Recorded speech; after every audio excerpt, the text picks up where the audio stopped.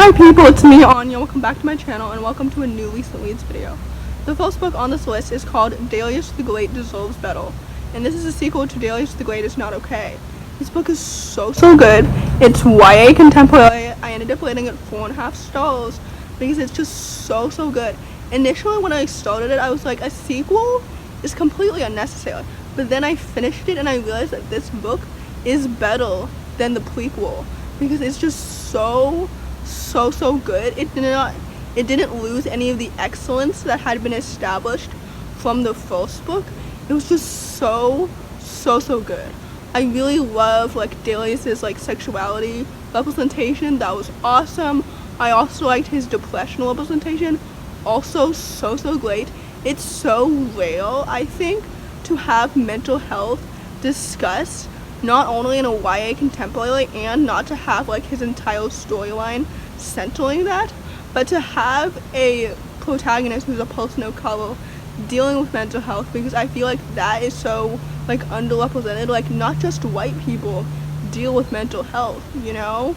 So anyway, this book was so good, and it was just so good, and I'm just so excited for whatever else this author has to offer, because this book was just so good. Please read it. The second book on this list is another sequel, and it is Dehaunting, written by J.A. White. This is the second book in the Shadow School series, and this is a middle grade fantasy series, and I am so excited for what will happen next. This sequel was so good. I also rated this book 4 stars. I just loved being back into this world, the friendships between Cordelia, Agnes, and Benji are just so wonderful. None of the new characters seemed unnecessary or forced. The world building in this was so good. I actually don't know how many books are going to be in this series, but J.A. White literally has so much potential with this world, and it's just so good.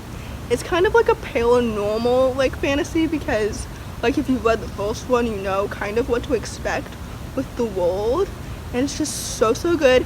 And basically this series right now is kind of in the same tier enjoyment wise as the book Wanderers.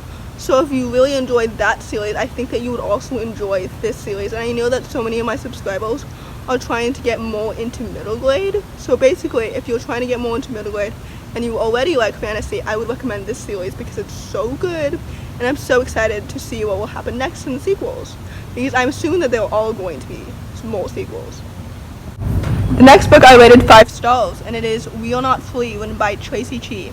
If you didn't know, Traci Chee is one of my favorite authors, and this book is so good.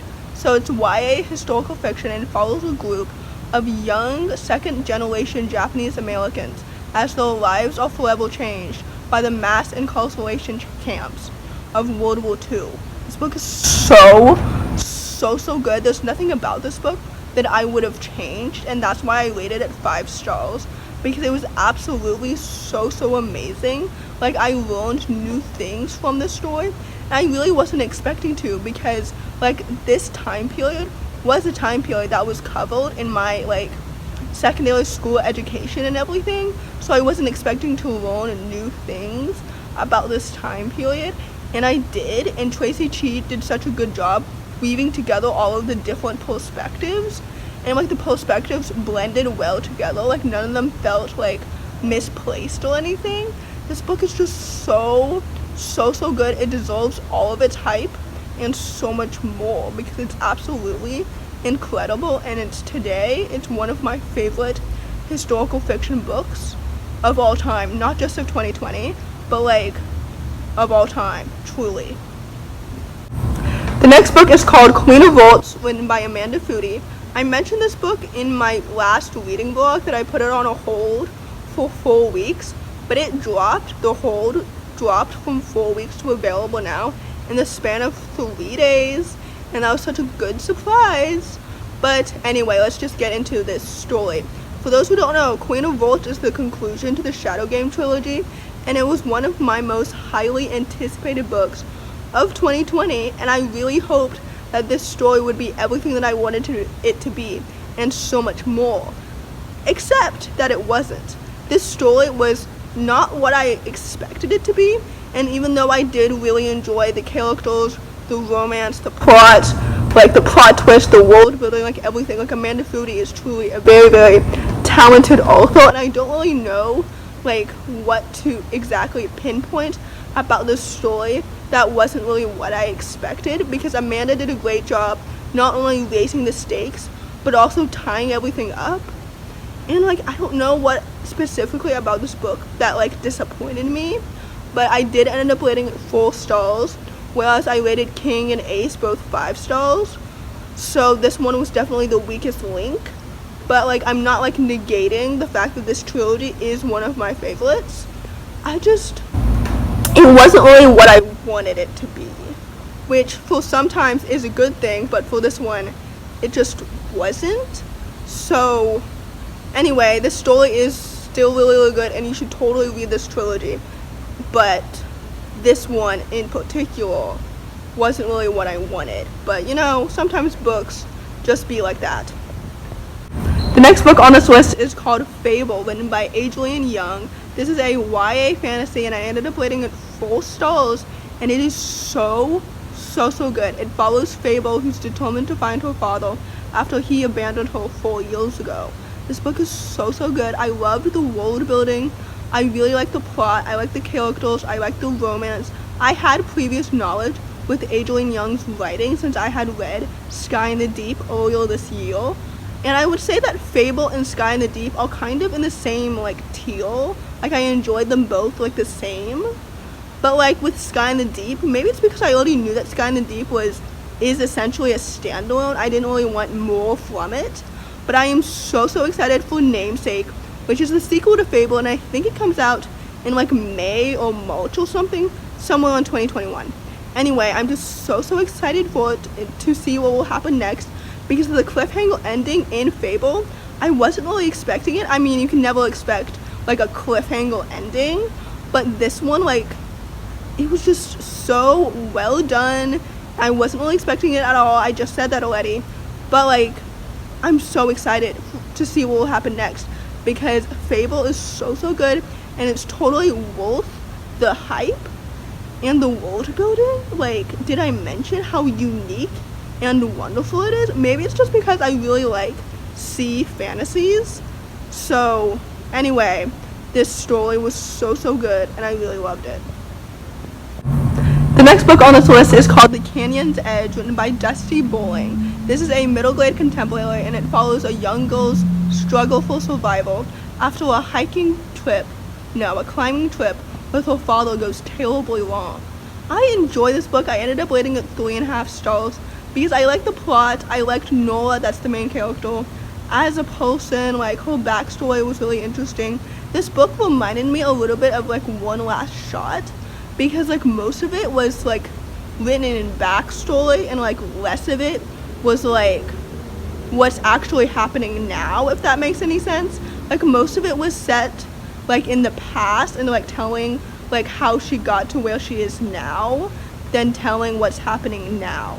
I don't know if that makes any sense, but basically I enjoy this story. I thought it was like good and well done and everything. The ending felt a little bit abrupt, and just like I was like, that's it? Like, you're not gonna wrap up any of the other loose ends? You're just gonna like finish the story here? But like, you know, that's how it be sometimes. So like overall, also I forgot to mention this at the beginning, but I believe that there's a trigger warning for PTSD. So yeah, there was that. I rated this book 3.5 stars. The last book on this list is honestly probably the reason why you clicked on this video, because it is Cemetery Boys, written by Aiden Thomas. This book is so good, and it's totally worth its hype. If you didn't know, this is a YA fantasy, and it follows a young gay trans boy whose traditional Latinx family has trouble accepting his true gender, so he is determined to prove himself as a real blue heart. This book is so good. I love the Latinx representation. The trans representation was so well done and absolutely so good. And also this story is own voices, which we love, we stan. I'm filming this the day that I found out that Aiden Thomas's book, Cemetery Boys, is on the New York Times best-selling list, and I think that it made history as the first trans book, the first trans own voices book to make it on that list, which is absolutely so cool and just so amazing, because Aiden Thomas deserves it. They deserve it, because this book is so good. I ended up rating it 4 stars, and the only thing that's preventing me from rating it 5 stars, that I felt like the last 20% of the book was wrapped up a little bit too fast. And there's this big spoiler that I'm not gonna say, but I felt like that character reveal was it was already wrapped up before I could really process it. But other than that, the story was so good. The plot, the romance, it was just so well done. The world building, I am so excited for Aiden Thomas's next book. I think the next book comes out in May or March or something. I'm so excited for it, because this book is totally worth its hype, and it's absolutely so good, and it's just so good. Dare I say that Cemetery Boys saved 2020? You know, it's that good. So please support Aiden Thomas, because their writing is just absolutely so lovely, and this book is totally worth its hype. And I know that I've already said that 5,000 times, but please just read this book. So in conclusion, the best books, aka the highest rating books in this list, were definitely We Are Not Free, because it's the only 5-star book in this list, and Darius the Great deserves better, because out of all of the books in this list that I rated 4 stars, Darius the Great deserves better is the best one.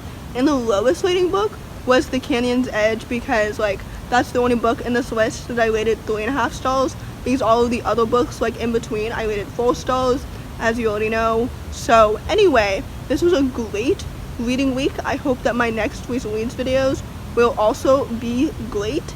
September has started off to be a great reading month. I know that by the time you're watching this, it's the middle of October or something, but you know this.